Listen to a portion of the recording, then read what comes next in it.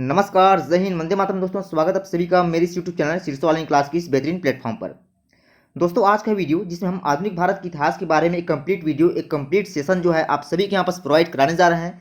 Channel पर पहली बार आए हैं तो यहाँ पर सब्सक्राइब जरूर कर लेंगे, क्योंकि आप सभी को पता है कि शीर्ष ऑनलाइन क्लास सिर्फ और सिर्फ मुद्दे की बात करता है, मतलब एग्जाम प्रिपरेशन की ही बात करता है। ठीक है ना? तो आप सब्सक्राइब जरूर करेंगे और हो सके तो बिल्कुल जो अपने प्यार भरे कमेंट सेक्शन में देंगे, ऐसा आप सभी से उम्मीद है। चलिए यहाँ पास बात कर लेते हैं आधुनिक भारतीय इतिहास के बारे में। ऐसी कौन कौन सी छोटी छोटी पॉइंट्स फैक्ट हैं जो हमारे लिए इंपॉर्टेंट रहेगा। ठीक है ना? क्योंकि यदि हम एग्जाम की बात करते हैं दोस्तों, तो एग्जाम में छोटे बड़े एग्जामों में कर सकते हैं। इस आज का जो टॉपिक हमने यहाँ पास कलेक्ट किया है, ये किसी न किसी एग्जाम में जो है, छोटे बड़े एग्जाम में हमको ये क्वेश्चन जो है देखने को मिलेगा। ठीक है ना? तो सब्सक्राइब यहाँ पास जरूर कर लेंगे शीर्ष ऑनलाइन क्लास। चलिए यहाँ पास सबसे पहला हमारा यहाँ पास पॉइंट रहेगा कि आधुनिक भारतीय इतिहास में ऐसी कौन सी पॉइंट्स हमको लेकर चलना है जो हमारे लिए इंपॉर्टेंट रहेगा। तो ध्यान देंगे यहाँ से पहले पॉइंट के यहाँ पास बात करते हैं यूरोपीय कंपनियों को यहाँ पास आगमन। तो ध्यान देंगे यहाँ से, आप सभी को पता है कि वास्को डी गामा कौन थे। ठीक है ना? वास्को डी गामा एक पुर्तगाली थे जो कि व्यापार में भारत में व्यापार के उद्देश्य से उनका आगमन हुआ था। तो इसका नाम के साथ साथ हमको जो है क्या है, टाइमिंग भी है।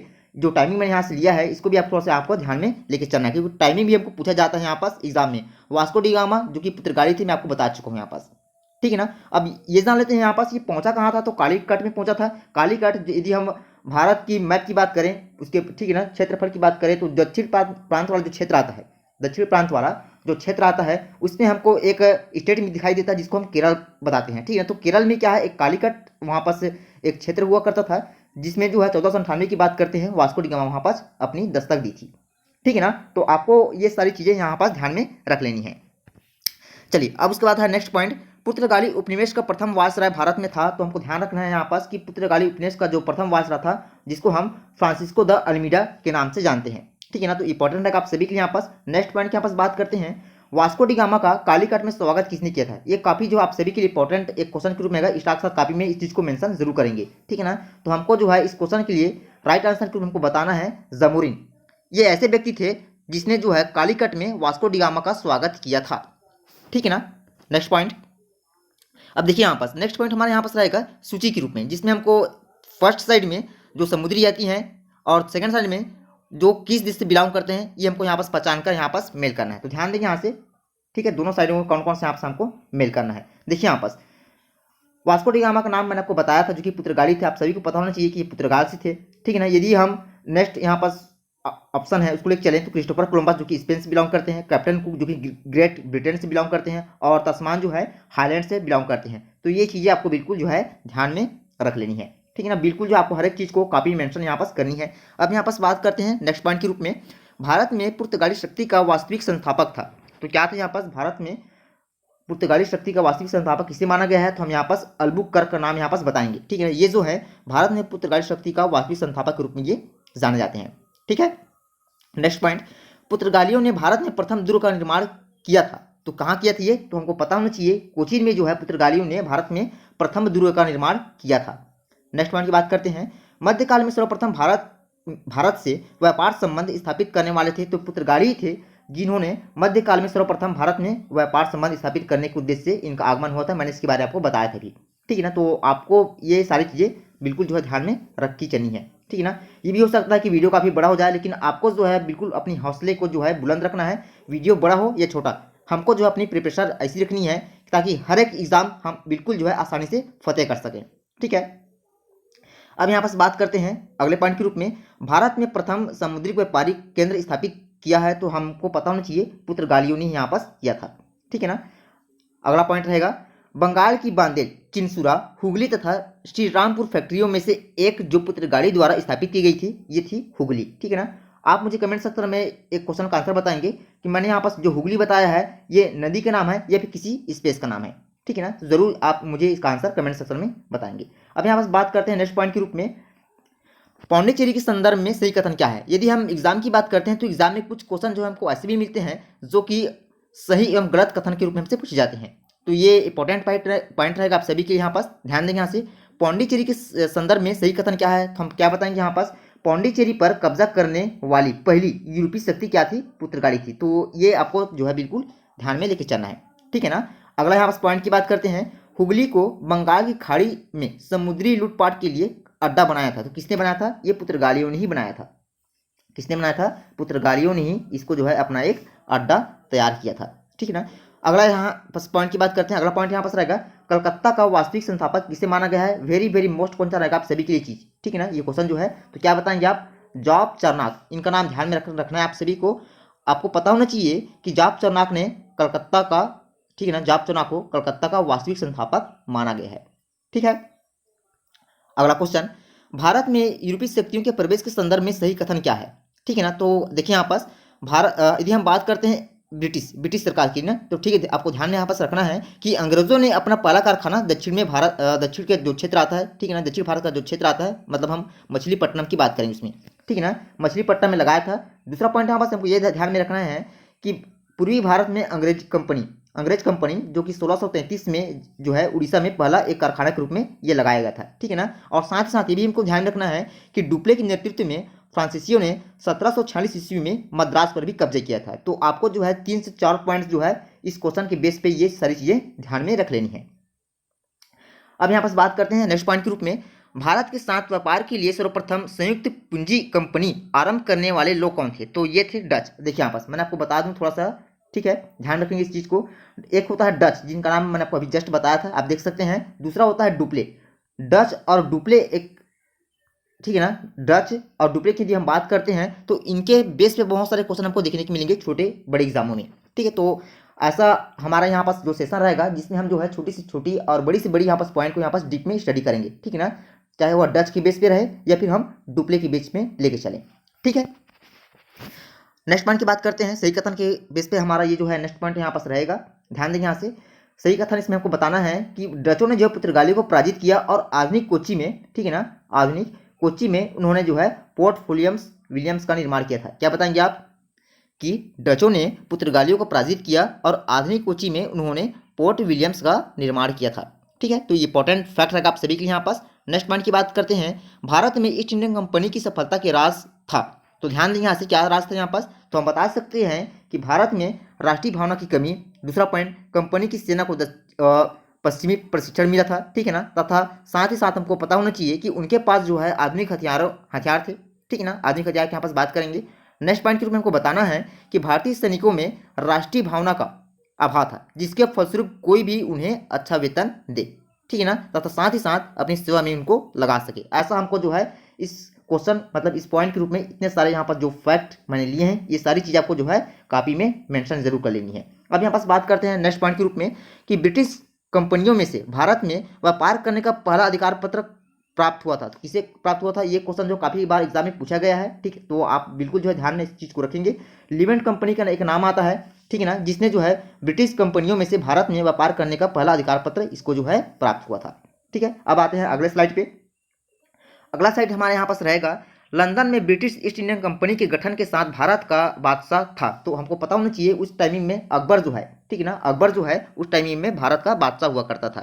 ठीक है, नेक्स्ट पॉइंट, वह मुगल सम्राट जिसके शासनकाल में ईस्ट इंडियन कंपनी ने भारत में सर्वप्रथम कारखाना स्थापित किया था। तो जहांगीर का नाम हमको ध्यान रखना है। उस टाइम में जहांगीर वहाँ का शासनकाल हुआ करता था। ठीक है ना, जिसको हम मुगल सम्राट के नाम से भी जानते हैं। ठीक है, ये सभी जो है मुगल सम्राट के बेस पे ये हम बात करते हैं तो अकबर, जहांगीर, शाहजहां, औरंगजेब, ठीक है ना। तो इसके लिए आपको जो है प्ले लिस्ट में जाकर अच्छे से वॉचिंग करना है, जिसका लिंक मैंने डिस्क्रिप्शन में दे दिया है। मुगल सम्राट के समकालीन जितने भी शासक हुआ करते थे उन सभी का जो है आपको जो है बिल्कुल डिटेल क्लास इस चैनल के माध्यम से मिल जाएगा। ठीक है, तो सब्सक्राइब यहाँ पर जरूर कर लेंगे शीर्षवाली क्लास। चलिए यहाँ पास बात करते हैं नेक्स्ट पॉइंट के रूप में, भारत में 1613 ईस्वी में अंग्रेजों ने अपनी पहली फैक्ट्री कहाँ पे स्थापित की थी? ये भी क्वेश्चन कई बार एग्जाम में पूछा गया है। ठीक है, तो आपको पता होना चाहिए सूरत में जो है इन्होंने 1613 में अपनी फैक्ट्री स्थापित की थी। ठीक है, अगला पॉइंट रहेगा, वह अंग्रेज अधिकारी जिसने पुर्तगालियों को स्वावल्ली के उद्यान पर हराया था, जिसका नाम हमको यहाँ पास थॉमस बेस्ट बताना है। क्या बताएंगे यहाँ पास आप? थॉमस बेस्ट, इसका नाम हमको यहाँ पास बताना है। चलिए आगे बढ़ते हैं। इसके बाद अगला यहाँ पास पॉइंट रहेगा, यूरोपीय भारतीय कंपनियों में से सूरत में सर्वप्रथम अपना कारखाना स्थापित किया था। तो अंग्रेजों ने ही सर्वप्रथम जो है सूरत में अपना कारखाना स्थापित किया था। नेक्स्ट पॉइंट रहेगा, ब्रिटिश ईस्ट इंडियन कंपनी ने बंबई लिया था। तो ये क्वेश्चन जो काफी बार एग्जाम में पूछे जाने वाले क्वेश्चन के रूप में साबित हुआ है। तो हमको ध्यान यहाँ पास लेके चलना है, बताना क्या इसका राइट आंसर, हमको पुर्तगाली के रूप में यहाँ पास राइट आंसर यहाँ बताना है।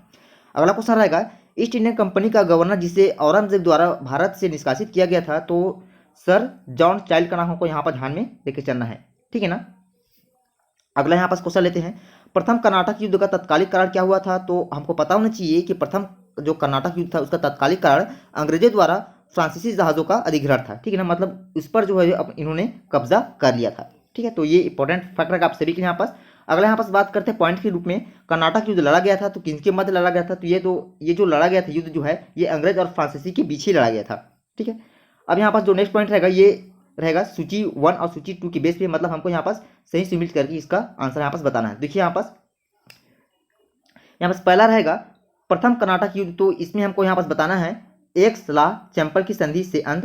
दूसरा यहाँ पास रहेगा द्वितीय कर्नाटक युद्ध के रूप में अनिर्णायक युद्ध बताएंगे। तृतीय कर्नाटक युद्ध में हम यहाँ पास बताएंगे पेरिस की संधि से अंत बताएंगे। और यहाँ पास प्रथम मैसूर युद्ध के साथ में हम बताएंगे यहाँ पास ब्रिटिश की उस टाइम में हार हुई थी, ठीक है। अगला यहाँ पास पॉइंट की बात करते हैं, प्रथम यूरोपीय व्यक्ति जिसने भू क्षेत्र अर्जित करने के उद्देश्य से भारतीय राजाओं के झगड़ों में भाग लेने की नीति जो आरंभ की थी, इसका नाम हमको ध्यान में रखना है डुप्ले। मैंने आपको बताया था कि डुप्ले और एक होता है डच, इनके बेस से बहुत सारे छोटी छोटी क्वेश्चन हमको देखने को मिलेगा, ठीक है ना। अगला यहाँ पास पॉइंट की बात करते हैं, भारत में फ्रांसीसियों ने अपना सबसे पहला कारखाना कहाँ पर स्थापित किया था। तो सूरत में जो है सर्वप्रथम अपना एक कारखाना यहाँ पास स्थापित किया था, ठीक है ना। अगला यहाँ पास पॉइंट रहेगा, फ्रांसीसी ईस्ट इंडिया कंपनी स्थापित हुई थी, तो ये जो है लुई 14 के शासनकाल में स्थापित हुई थी। हमारा यहाँ पास ये राइट आंसर यहाँ पास रहेगा। अगला क्वेश्चन रहेगा यहाँ पास, भारत में फ्रांसीसी कंपनी का संस्थापक माना गया है। तो काल्बर्ट को जो है भारत में फ्रांसीसी कंपनी का संस्थापक यहाँ पास माना गया है। अगला क्वेश्चन, बंगाल में डचों द्वारा स्थापित कारखाना था। तो चिंसुरा में जो है बंगाल में डचों द्वारा कारखाना यहाँ पास स्थापित किया गया था। राइट आंसर हमारा हो जाएगा यहाँ पास चिंसुरा। अगला यहाँ पास क्वेश्चन की बात करते हैं, फ्रांसीसी दक्कन में शक्ति आंदोलन स्थापित करने में असफल रहे क्योंकि। हमको बताना है यहाँ पास रीजन क्या था। तो रीजन हमारा यहाँ पास एक ही रहेगा, ठीक है ना, अंग्रेजों की फौज शक्तिशाली उस टाइमिंग में काफ़ी थी, ठीक। ये हमारे यहाँ पास जो है राइट आंसर यहाँ पास रहेगा। अगला यहाँ पास बात करते हैं, भारत में यूरोपीय शक्तियों के आगमन के क्रम क्या है। देखिए यहाँ पास क्रम ऐसे कई बार एग्जाम में पूछा जाता है, तो हमको पता होना चाहिए। सर्वप्रथम जो है क्रम की बात यहाँ पास पूछी गई है, तो पहले यहाँ पास आया था पुर्तगाली, उसके बाद आया था यहाँ पास डच आए थे, तीसरे नंबर पर आया था यहाँ पास अंग्रेज, और चौथे नंबर पर हमारा यहाँ पास फ्रांसीसी का यहाँ पास आगमन होता है। तो ये क्रम जो है बिल्कुल आपको जो है स्टेप बाय स्टेप ध्यान में रख लेनी है। अगला यहाँ पास हमारा पॉइंट रहेगा सही सम्मेलन के बेस पे, जिसमें हमको बताना है यहाँ पास आप देख सकते हैं दो यहाँ पास हमारा जो रहेगा फर्स्ट और सेकंड कॉलम में हमको यहाँ पास जो है राइट यहाँ पास सम्मिलित चलना है। जैसे आप देख सकते हैं पौंडीचेरी हमको यहाँ पास फ्रेंच बताएंगे, गोवा के रूप में हम पुर्तगीज को बताएंगे, ठीक है ना। ट्रॉन के बाद इसके रूप में हम यहाँ पास डेनिश मतलब डेन को बताएंगे, और मद्रास के रूप में हम यहाँ पास डच को यहाँ पास बताएंगे।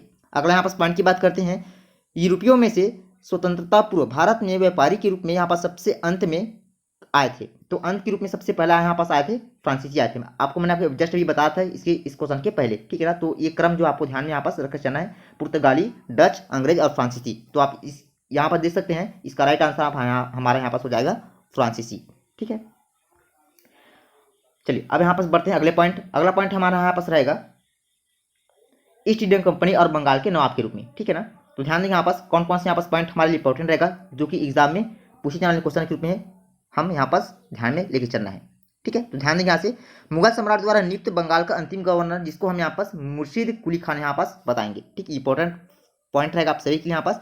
वह युद्ध जिसने भारत में ब्रिटिश प्रभुत्व को प्रारंभ किया था। तो प्लासी का युद्ध आपको सभी को पता है कि प्लासी का युद्ध जब उस टाइम में हुआ था, तो उसमें जो है भारत में ब्रिटिश प्रभुत्व, ठीक है, उसमें भारत में ब्रिटिश प्रभुत्व को प्रारंभ किया गया था, ठीक है।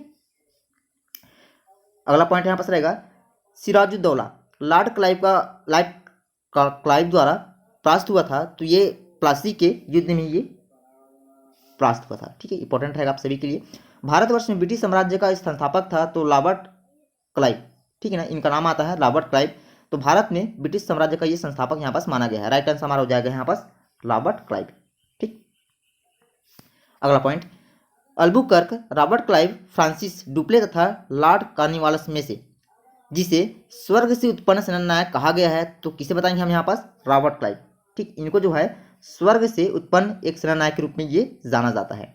अगला यहाँ पास पॉइंट रहेगा, प्लासी का युद्ध मतलब मैदान की यहाँ पास बात करें, प्लासी का युद्ध मैदान स्थित है। तो ये स्थित है पश्चिम बंगाल, ठीक है ना। पश्चिम बंगाल में ये जो है स्थित है प्लासी का युद्ध वाला क्षेत्र जो है, अगला यहाँ पास क्वेश्चन लेते हैं, प्लासी का युद्ध लड़ा गया था तो 1757 ईस्वी में लड़ा गया था। इंपॉर्टेंट रहेगा आप सभी के लिए यहाँ पास। अगला क्वेश्चन, बंगाल का वह नवाब जिसने अपनी राजधानी मुर्शिदाबाद से मुंगेर स्थानांतरित की थी, तो मीर कासिम ने ये स्थानांतरित की थी।